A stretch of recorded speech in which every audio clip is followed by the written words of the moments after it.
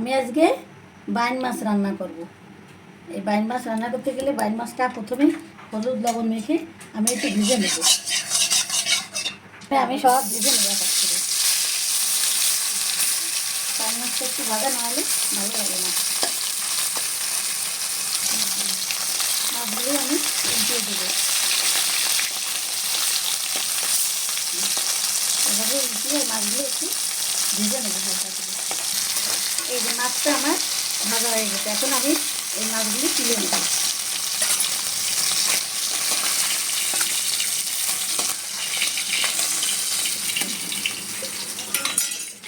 সব ভাজা হয়ে গেছে, এই যে তুলে নিচ্ছি।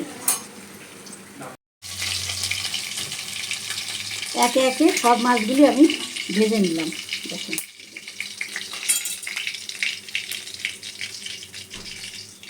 হালকা করে এই মাছগুলি ভেজে নিলাম। একটা তেল দিয়ে দিলাম।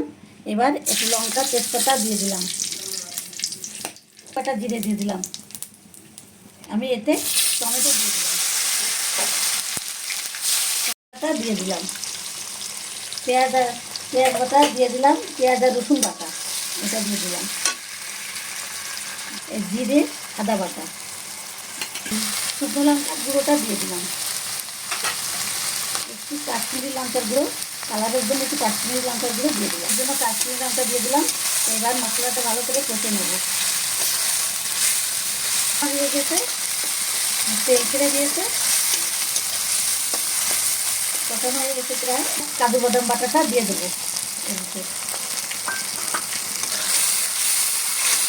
আর কিলো দুধটা আমি এর ভিতর দিয়ে দিলাম।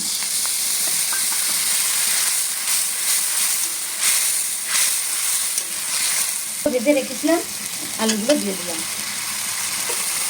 হলুদ দিয়ে দিলাম। মশলাটা কষা হয়ে গেছে, দেখেন তেল ছেড়ে দিয়েছে। এখন আমি এর ভিতর একটু চুই দিয়ে দিলাম। এবার আমি এর ভিতর জল দিয়ে দিই, এর ভিতর গরম জলটা দিয়ে দেবো।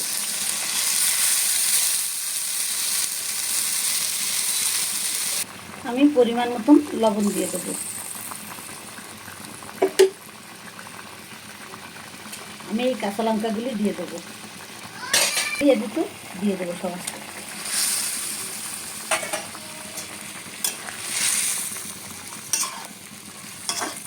এখন ঢেকে দিলাম, একটু গরম মশলা দিয়ে দিলাম, একটু ঘি দিয়ে দিলাম। আমার মাছের ঝোলটা সম্পূর্ণ হয়ে গেছে। কত সুন্দর ঝোলটা হয়েছে।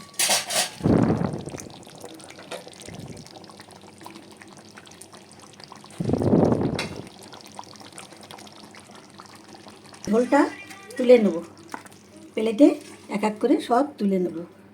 মাছ দিয়ে ঝোল দিয়ে সব তুলে নেব। দেখেন, একটা মাছও ভাঙেনি, কোনো অসুবিধা হয়নি। দেখেন কত সুন্দর হয়েছে।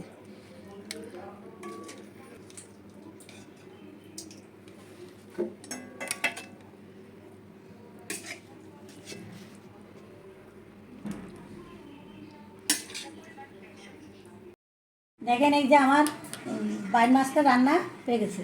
আমি রান্না করে নিয়ে এসেছি, দেখেন কত সুন্দর হয়েছে। অল্প সময়ের ভিতর অল্প তেল মশলায় রান্নাটা তাড়াতাড়ি করে নিয়েছি। আপনারা এইটা আমার ইউটিউব চ্যানেলে দেওয়া আছে, আপনারা দেখে বাড়িতে রান্না করে খেয়ে দেখবেন। যদি ভালো লাগে কমেন্টস করে জানাবেন। আশা করি রেসিপিটা খুবই ভালো লাগবে। আজ এই পর্যন্তই, পরবর্তী ভিডিও নিয়ে আবার কথা হবে।